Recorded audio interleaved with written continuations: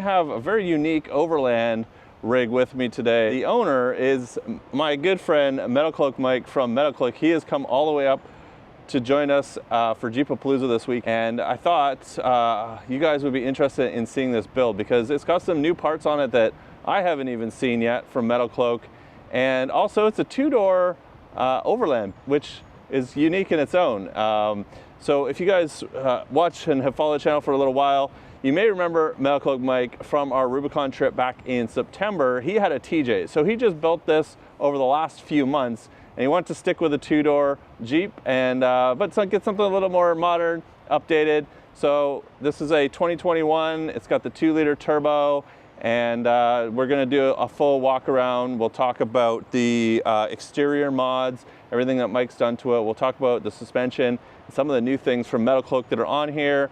And we'll talk about some of his Overland setup and the interior and his tent and the rack and all that. So, Mike, you want to say hi? Two doors. How we doing? Yeah, Mr. Two-Door over here. So love the two doors. Welcome to the island, and thank you for taking some time to talk to these guys about your new, fresh build. What's your build called? It has a name, right? Storm. Storm. Okay. Yep. And that's because before I branded it, put the stickers on it, it just looked like a stormtrooper. So we started calling it Stormy, and I settled in on Storm. So let's start at the front because, I mean, obviously you're going to run Metalcloak parts with this. I know you guys always ask me to put links to the stuff that are in these walk around and these build videos down in the description so that you guys can go check them out. I'll put everything down there, and they are affiliate links, which helps me with a little bit of commission make more videos. It goes back into funding, going on trips and getting stuff to review and make more content for you guys. And so if you want to check them out, there's no extra cost to you guys, but if you do click on them, it helps support me and the channel, and I do really appreciate it. And I'll try to catalog as much as I can from this walk around and get them down in the description for you guys to go and check out for yourself. Maybe you want to do a two-door build or a JL build or a JT build or a JK build or a TJ build or a Anyways, if you want to do a Jeep build, go check out Metalcloak. They got stuff for everything. I'm gonna not attempt to remember every single part that you have here on your Jeep, but let's start right at the very front, this blue thing that you have at the front, and walk us through front, top to bottom, everything that you're using here. Okay, so this is a 3.5 Game Changer Metalcloak suspension kit. I have the 4.5-inch springs in the rear. That's the Overland build. We've got the Metalcloak frame-built bumper on the front with the wider end caps, which accommodate the fog lights. So is this comes in a narrower version? Yeah, it has a stubby version, yep. And we have a new one coming out, hopefully in the next month, that's a chopped off version with a flat end cap on it too, so keep your eyes open for those. I love the gold bolts, because we have a similar bumper on the back of the Demonator, and I like the little accent you get with the gold bolts. Yeah, that's our signature thing, gold zinc. Your recovery hooks on here as well. Yep. So I'm running a Super Winch SX10 with synthetic line, Factor 55, the Expert Flat link, yep, the E. Yep. Nacho lights. What are these lights? I haven't seen these lights before. So Nacho Lighting is a great company that's come out in the past couple of years. These 6 LEDs in there. These are ambers. Yep. They have a low and a high. This comes off. It actually has these lenses on. They're still amber LEDs, but they have amber covers too if you want to go extra dark. They come with smoke covers too. Can you get clear and then put an amber cover on it? Yeah, you do, and that's what I have up here on the A-pillars too. Those are clear with the smoke lenses on them. But yeah, great lights, great company, and I've been really happy with them. So these ones you have up on the pillar here, this isn't actually a blackout cover. This is a smoke cover. Smoke cover, yep. Kind of hiding the light behind it. Yeah, and it's a clear. That's more of a flood beam. These are more of a spot. Yeah. And these are not street legal. Those are. Well, none of these are street legal here in British Columbia. Oh, really? Okay. Nice. So before we get into talking about all the little bits and bobs of the suspension, let's talk about some more of your exterior, like your fenders, your rack, your wheels and tire setup. Sure. You got what size tires you run? So these are 38s. These are Milestar XTs, and 17-inch wheel. These are Raceline wheels. Non-bead lock, I chose that specifically because I wanted to do more longer road trips, and if I had issues with tires on the road, I didn't want to have to deal with shops not wanting to touch them. So yeah, that's the great kind of debate right now, and right. Bead locks and serviceability, and there's some new wheels coming out from different companies like Method and their bead grips, and you can get them installed anywhere. But these look really great on The here. XTs do really well in snow and mud, everything. They've just been really good tires, and they're really quiet. And they're all-terrain? They're an all-terrain. You got 38 by 13.5, and then 17 inches is pretty much the standard size tire here. But 38's on a two-door. Look, monstrous. It looks great. Rides good, drives good. I love it. No rear gear yet, though. No rear gear. And you've got the 2-liter turbo. 2-liter turbo. It's a Rubicon model, so it goes everywhere I want to. We had it out on Moab and climbing everything in first gear. First gear was almost too low, so I was in second a lot of the time. So I might keep it this way for a while. And it's an automatic. Yep, 8-speed. Automatic, yeah. Was this your biggest road trip coming up here so far in this? I went out to Moab and back, which is pretty close, but this one will be a little bit bigger. Yeah, it's a good trip, trip. And then going down the side, we've got you've done something with your fenders. Those aren't stock fenders. These are the stock Rubicon fenders with the delete kit. So we have a brace that goes in here. You rip out the inners, you gain about 1.5 inches of clearance. And it's just a nice lightweight option, easy thing to do, easy install. So I chose to go that route. A little lower cost. A little lower cost, easy entry. Yeah. And then eventually I'll probably put our aluminum Overland fenders on here or something, but I figured I'd run these for a while till they wear out. Yeah, so that's the aluminum Metalcloak Overland fenders. Yep. And then these side steps, I know these side steps because I've got them on both of my Jeeps. You've got them on yours. So this is the Overland flip step. This is basically 3 products in one. So you've got your base down here, and then this step, which can be mounted in the up position like it is now in a good step mode, or in the down position, which gives you a little bit more entry level point. Yeah, so the down position is kind of like a 45-degree slant. It gives you a little bit lower. You can still use it as a step, but I prefer it sitting in the horizontal position. I do too. It's a nice big flat spot to set on. And I set my water bottle here a lot when I'm filling it up in the doorway. I knock my coffee cup over a lot. I put my coffee cup down right here all the time, and then I forget, and I open the door and ends up on the ground. Yep. So. All right, guys, quick pause from the video. One of the biggest challenges that I have being a YouTuber that reviews things is dealing with shipments. I am constantly having things coming and going from my house. Look at my garage. It looks like a warehouse. So that's where I wanted to share this week's video sponsor with you guys, UShip. UShip is an awesome app and service that helps connect customers like yourself that are trying to ship things with providers who have extra truck space. Using UShip's website or from the convenience of their app on your mobile device, you just have to select what it is you want to ship and where you want it to go. And that can be anything from your vehicle, large equipment, or maybe your furry friend. Just punch in the dimensions, weight, location, and destination, and UShip will give you an approximate cost and probability of booking at that rate. You can also increase the rate if you want to speed things up and increase the probability of your shipment going out sooner. And they have an option to get competing quotes from shipping carriers if you want to go that route instead. So if you need to move some interesting items like this inflatable tent behind me or this refrigerator that I'm sitting on, give UShip a try today by following the link in the description below or the pinned comment. Thanks to UShip for sponsoring this week's video. I bought this in January. It's pretty new. Yeah. It went into this dealership for 3 weeks for repair. Everything here, with the exception of the rack, we did in 4 weeks. That's wild. So, I mean, the suspension, the steering, the ball joints, you name it, everything was 4 weeks start to finish. Yeah. Except I think the graphics went on right after that. But and here I am like a year and a half later still building the Demonator. Yeah. I was super impressed with how quickly this came together, and then you showed up here and this thing's like ready to rock, basically.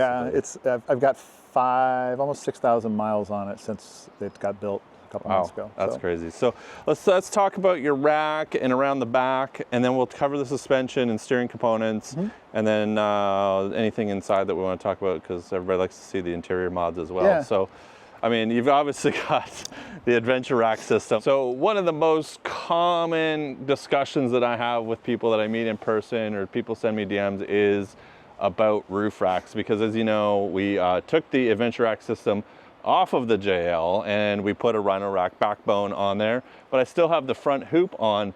The reason why I have the front hoop on is because I'm really not 100% sold on the Rhino rack backbone. I wanted to try it out, you know, like me, I got to be trying everything out. But the conversation I always have with people is, hey, what rack should I get for my Jeep? The adventure rack system. And there are a couple reasons why. One, we did the Rubicon with it on my Jeep with a 180-pound rooftop tent, and it was absolutely bulletproof. I like that you can take it on and off in about 30-45 minutes on your own because it's so modular. And it has one of the highest off-road dynamic weight ratings that I've seen on a roof rack. So if you're looking to actually off-road and have a very stable roof rack, I've had the ARS system on my Jeep for 2 years and 0 complaints. It never needs tightening. It doesn't move. You can shake the whole Jeep, but also there's like lots of great places to mount accessories to it because it's all tubes. It's really easy to add stuff on. So I just wanted to say that. So super cool to see this on the 2-door though. This is what I think makes, like, your build is super unique because it's a 2-door. So you've got a rooftop tent. So why 2-door? Yeah, why 2-door? Everyone was giving me grief about, like, why don't you get a 4-door? Like, everybody has 4-doors. And I wanted something different. I've always had cars that are different. Yes, it is smaller. Yes, you have to pack differently. But I love that challenge. I love being able to find things that fit in little nooks and crannies. And it gets a lot of attention because it is a 2-door. And some of them even float, I hear. Yes. TJ. But if you want to see that video, go watch the Rubicon series up in the corner. So there's a couple differences here on your ARS rack from mine. Yep. Do you want to talk about the catwalk and your windscreen? So, yep. So the front hoop is this guy here. This is an optional add-on. This is called the catwalk. We have 2 versions of this. Casey has a squared off version. I've got the rounded tube version. It's kind of just a personal preference. But you can walk on the catwalk. Right? Yes, in fact, I will do that. Then Mike will demonstrate. Hey, look, it's strong. Yeah, the mounting points underneath the rack are very strong. It's not just bolted to these little bolts in here. You take this cowl off and there's a whole structure that goes on underneath the cowl that then the pillar mounts mount to. And yeah, the pier plate system down there is very unique to this rack, and that's what makes it strong. If you take this rack system off, or even with it on there, and you're putting a lot of weight on this, it does not move at all. So. And it's not mounted anywhere to the body other than the cowl and then the bumper. Right here, right there, and that's it. It doesn't touch paint anywhere. Tell me about the windscreen. Yeah, so this is new. We just came out with this a couple months ago because you know, you do get a lot of wind noise with racks up there, whether it's ours or anybody. This helps deflect the wind up and over your rooftop tent or your load, gets the bugs up and over, and it actually quiets down a lot of the wind buffering you get through the Freedom tops too. So you sell, I forget the price on it, $179 or something like that US, but we've been selling hundreds of these. I bet. Very popular. Mine was pretty noisy with the soft top, but when I put the hard top on, the noise went way down. So I imagine with a windscreen on, it's going to bring it down even more. Yeah, and it's adjustable too. So depending on your load, if you got a really tall rooftop tent or cargo box or something, you can angle it up, angle it down. Super simple, and it works really good. Yeah, it's super basic. Gets the job done. So tell me about these. What's going on here, Mike? I haven't seen these new mounts that you've got going on underneath your tent. So those are our new multi-mounts for the ARS 2-inch tubing system. It's a little square multi-function clamp that you can mount to all the different sides of it. So we're starting to incorporate that into our crossbars and all of our existing mounts that we already have. So yeah. So what do you mount to it? You can mount your tent, you can mount awnings. Yeah, we've got our awning mounts, the tent mounts. Bazookas. Yeah, exactly. Turrets. We're switching over like our universal mounts, the Rotopacks, anything, all the accessories that were existing that we're using the round clamps are now switching over to this injection molded thing, and it's super cool. That is super slick. Lightweight, super strong. Okay, well, I'll tell you, if the ARS goes back on the JL, I'm gonna need to talk to you about some of those for sure. No problem, I'll take care. And then the tent you have on top. So, you know, it's not easy to put a rooftop tent on a 2-door, but you've managed to, is this the iCamper Mini? Yeah, I think it's the 3.0, I guess. I have a new one coming from Roof Space, which is a German company that I'm gonna be trying out here. Our partners, Ryan Utah. Yeah. Going to be helping bring those in. And just so you guys know, we will be reviewing the Roof Space tent on the channel in a few weeks. It's got some uniqueness that I haven't seen on a rooftop tent before. So, you know, if you like these kinds of videos, you might like that kind of video. So make sure you're subscribing to the channel. Shout out to Ryan, because he's the guy who made me want a 2-door JL. It's his fault. So Ryan, you're to blame. Ryan's watching this. Cool. All right, let's cruise around to the back. So you got a full 38-inch spare on the back. Yes. Got our rear bumper on here.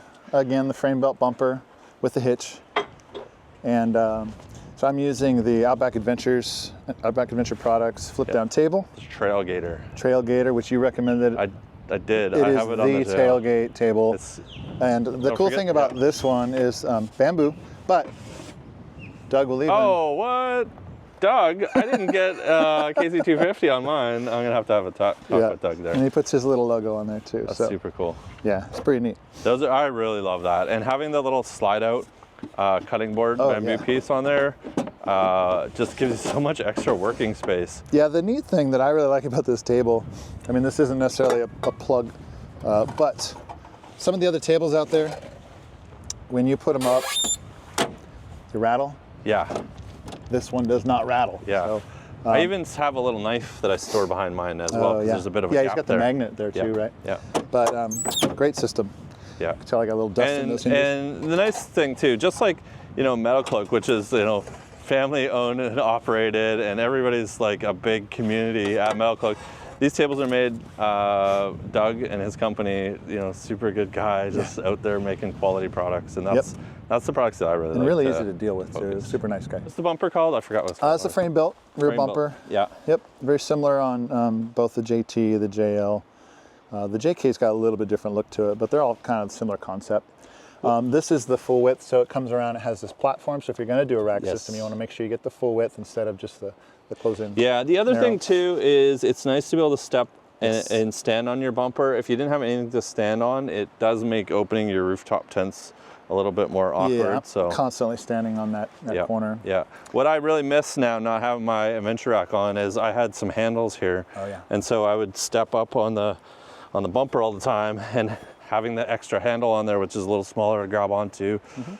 I miss having that. I have nothing to grab onto the back of my Jeep when I climb up. Yeah, I haven't added the handles yet. I was kind of, we put this on literally just a few days before I left to come up here.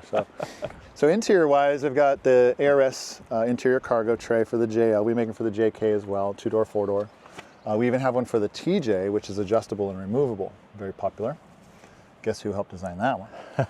Maybe someone had a TJ. With the floating TJ. Yep. So I have a Engel fridge. This is an MT45. I've had this for 7 years. I put it in my Westphalia too, and we're doing our other things.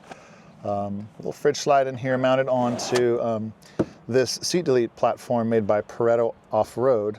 He's out of Denver, Colorado. Brandon, super cool guy. He builds them however you want them, and he'll put in the hatch on either side if you like. He's also getting into the cabinet business. So look at that. He's going to be building me some drawers for this, specifically to my spec. I wanted to keep an area behind that drawer system for storage, so he's going to be building a shallow drawer set that can easily come out, and I can set it on a camp table if I want. Oh, that'd be handy. Yeah, so those will be ready in about a week before I go down to Mexico. And so that goes, like you've removed both of the rear seats on here, so that goes all the way to your front seats. Goes all the way up to the back, and then there's actually storage underneath that little area behind the seats. That's where I keep my compressor and my tools. Okay. Since I'm not getting to those every day, they're kind of hidden back there. It's actually quite a bit of room if you don't need to have any other passengers in your vehicle. Yeah, for one person, it's perfect. 2 people, we can do this. It's just you got to pack really light. You don't bring a lot of food. I run a little tiny Jackery. This is enough to run my fridge, and I've got a portable solar panel in here that I can put out, and it keeps it topped off when we're camping. I saw you using that at Jeepapalooza. Yeah, you're very well organized in here. You got your axe and my forestry axe. I love this thing. Keep my work gloves. I've got the Dometic water pump over here piped into this 20-liter can. Easy to get in and out. Is that the budget-friendly version? So you just connect it to a cheap water can rather than buying the whole it's just a hose. System? And I already had like 4 or 5 of these, so I just pipe it in there. So if you guys haven't seen this, this has a magnet on it on the bottom, and it there, you can turn it on. Yeah, connect to steel. I don't know how to turn on. Push your finger down. Yeah. There. Oh, it's got a little blue light on top. And it'll fill, I think it fills like 1 or 2 cups at a time, then it shuts off. That's super slick. That's way better than pumping.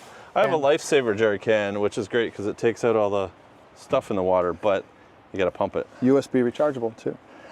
So slick. I'm still working it out. I mean, I'm trying to find a system up here, kind of a loft to stuff lightweight things. Like I keep my really cool cowboy hat up there. Still working it out, never really stops. Right. And what about your awning? You didn't put it out here, but I'm going to put a clip up from at the Jeepapalooza event because I took some ahead of time, so we didn't have to set it all up here. So this is Overland Vehicle Systems. They're 270 LTE, and it's a shorter one, obviously, for the 2-door. And it's, in my opinion, it's the perfect size for these because it comes around, it'll cover up the tailgate. I have the walls for it too, so it creates this nice little compound if you're getting a lot of heavy drizzle or rain for a while. Yeah.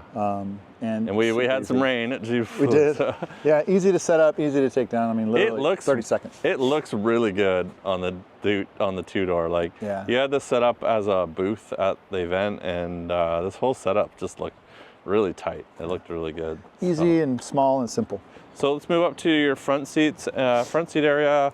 Talk about anything you have in here. What are you using to mount your devices and talk to people? Sure. And then we'll go to do the suspension side. So pretty messy right now because I've been living out of it for the past week. But I run the little track system. I'm drawing a blank on the name up there right now. So RAM mounts on the dash. So I run my phone on the left. I got a radar detector, and then I put my iPad over on the right side sometimes when I'm using Gaia or Onyx or one of those. When you use Onyx.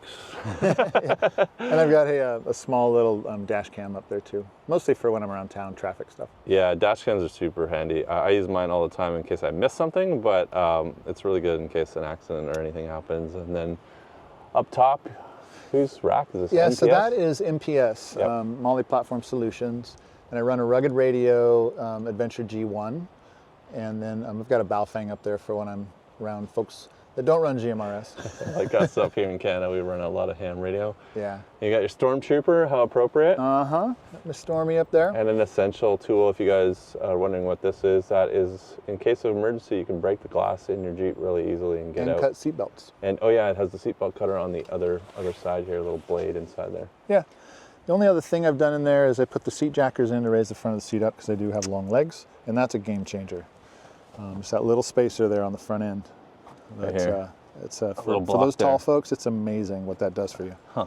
I don't have those in mine. I should take a look at getting a set of those. Yeah, you should sit in there and see how you like it. Yeah, I will after we shoot this video. And I run the Switch Pros 8 gang. I think it's the 9000 to run my nacho lights. And then I'm going to be installing some rock lights on Got here some too. future lights coming from the looks of it here. Yeah, well, those beams have, so they have a high-low and a trail setting, trail driving light. So they have 3 settings to each one. So you need 3 switches for each light. Wow. So most of those are used. Wow. So that's kind of the Overland side of the setup, the exterior, the armor. Let's just talk a little bit about the suspension, because Mike's got one of the newest products from Metalcloak on here that I have been dying to see, and now I've gotten to see them. I've been also dying to get my hands on them to test and review for you guys, to give you guys my opinion of them. But tell us about your new shock setup and some of your suspension here. So I have on here the Rocksport Black. This is a 2.5 reservoir shock, 8 adjustable settings. Those are designed kind of more for the Overlander, and they have really good flex, really good adjustability, really good ride quality, 7/8 inch chrome induction hardened shaft, and all made in Northern California. All the machining too? Yep, all the Wow. machining. That's a rarity. Yeah, I feel like the exception of the little fittings in the hose maybe, but yeah. so we've been testing them out. They're available and they're selling well right now. I bet. I see people talking about these all over the place. We have them for the JK, the JL, the JT. Did you sort out the Mojave? That was going to be a question. Yeah, they actually did. You do new bushing I in don't them? think they're live yet, but they sorted it out and they're coming soon. Just so you guys don't know, well, we don't have the Mojave here, but the Mojaves have a slightly different shock mount bolt on them that's slightly larger. Yep. But yeah, they're great shocks. I've had them out in Moab and all the way up here and back, so so far so good. And you're also, right down there, you got our new heavy duty N-Links. Look at that. Holy smokes. Yep. I think I'm the only vehicle in the company that has those Wow. right now. That is stout. Yeah, and those are available on the website as Nobody is folding those N-Links No. into a U at all. Nope. So this is, so you guys know what this is connecting to. This is the sway bar. This is going to be the Rubicon sway bar. But on here we've got some extended N-Links for the lift. But also these things are massive. Is that like 3/4 inch?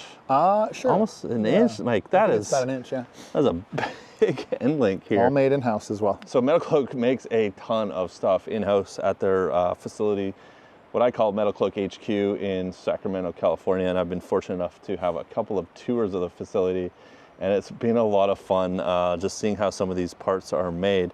Yeah, like everything machined, welded in California, United States. So really cool to see. So let's talk about your suspension. You've got a 3.5 inch game. Yep, 3.5 inch game changer. And I've got a 4.5 inch spring in the rear since I do carry a little bit of weight for Overland. I've got the heavy duty steering in the front. It's our Rocksport Red stabilizer, just good basic stabilizer, works well.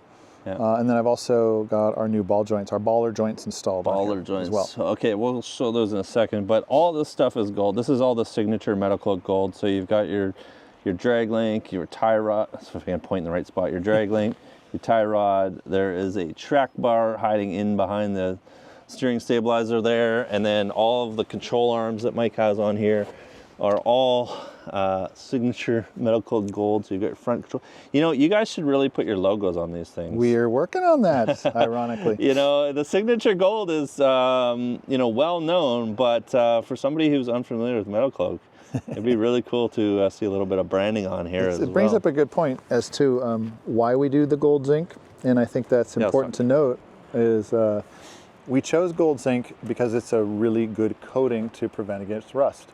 We chose the color because that was probably the one that made sense, right? Now we have a following of Metalcloak fans who love the gold. It's all about the gold. So, but yeah, we chose it for the rust preventative, and that stuff will fade over time. It's designed to do that. It's a sacrificial layer to fight against the corrosion, and if it fades faster, that means it's doing its job. So a lot of people complain about that, but it's like it's doing what it's supposed to. And up here in Canada, we get a lot of corroding things put on the road through the winter time. So. Yep.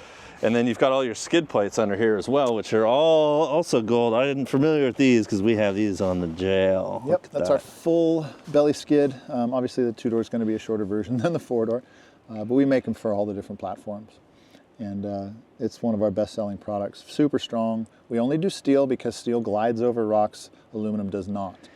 Yeah, and steel can be thinner than aluminum, right? Yeah, and a lot of folks get caught up in the weight. There's really not a huge weight difference. Yeah, it's definitely lighter to go with aluminum, but if you want to save the underbelly of your Jeep, go with steel. Yeah, and that's full front to back. That's covering your gas tank, your transmission, your diff, your engine. And what I really like, and I kind of overlooked just how useful this is, but you guys include let's see if I can point to it, the oil change port under there, so you can, I saw some people talking about it on the forums. Let me see if I can get a better shot here. Just how useful that actually is. Yeah, it lines up pretty well too when it comes pouring out of there. It just happens to Where is it? Miss everything. Where's it on yours? I can't see it on my little screen. Right here. Right, yeah, right there. Yep. And then what I also appreciate is on my EcoDiesel, there's actually a piece that you can remove to get access to the fuel filter. Right. Which is handy because sometimes you got to drain and let water out of the fuel filter. Yeah. And change it occasionally. So. The other thing we didn't mention on there in the control arms is I have the DB3s installed on here, drop brackets, and those help lower your control arms down, make the rear end a little bit more stable, and it increases the ride quality quite a bit. They're very popular. We invented those. Do you have them in the front too, or just the back? Just the rear. So what this is doing basically, guys, is changing where the rotation point is for your control arms to put them at more of a stock level. So when you lift your vehicle up, your control arms go like this. And that means they're not resting at their optimal position for comfort and ride quality. So when you put drop brackets in, it brings the rotation point down more to a stock location. So you can see this here, the two control arms are dropped down from the frame rather than being way up here and then angled down. And that gives you a better ride. Better ride, especially in a 2-door with a short wheelbase. You can get blown around a lot on the roads because it's just so short. That made a huge difference. So let's talk about the one last new product from Metalcloak on here. And that's what you kind of just got into, but I cut you off earlier. And that's your baller joints. That's right. I don't know, get this camera in here. That's the baller joints. These guys right here. Why does anybody want baller joints? Well, that's what. So whenever you go to a larger tire on, specifically a JL or even a JK, JT, you start to put a lot of undue pressure on your stock ball joints, and they wear out really quick. So we were finding that we were referring people to competitors time after time, a couple times a day, in fact, to our competitors for other ball joints, and we said, well, why don't we just make our own? So we did, and we decided to come out with the baller. And it's equal load bearing. You can adjust the preload. They look cool. They're just a great product, and they're priced reasonably compared to all the others on the market as well. And they have a pretty baller name. Yeah. Yeah, it's got to be fun. I do like that you guys have a little creative latitude with some of your names and playing around with some We of the try to parts. be fun, yeah. Where can these guys find you on social media? So I am Metalcloak Mike on Instagram. You can look me up on Facebook too, but Instagram's kind of the primary. But always follow Metalcloak, Adventure Rack Systems as well. And don't forget to follow Casey, 'cause that's the important. And if you have any questions about Mike's build, leave it down in the comments below, and I will do my best to put as many links to all the things that you saw in today's video down in the description for you guys, so you can go check them out. And it helps support making these videos if you click on them because of those affiliate links. I appreciate it a ton. So if you guys like this kind of video, you're probably gonna like some of these other videos. I'll put a link up in the corner. You're gonna see some come up here on the screen right now. Check them out, and I upload new videos all the time. So if you like this one, hit subscribe. You'll probably like the future ones. Leave a like. My name's Casey, this is Mike, and we'll catch you guys in the next video.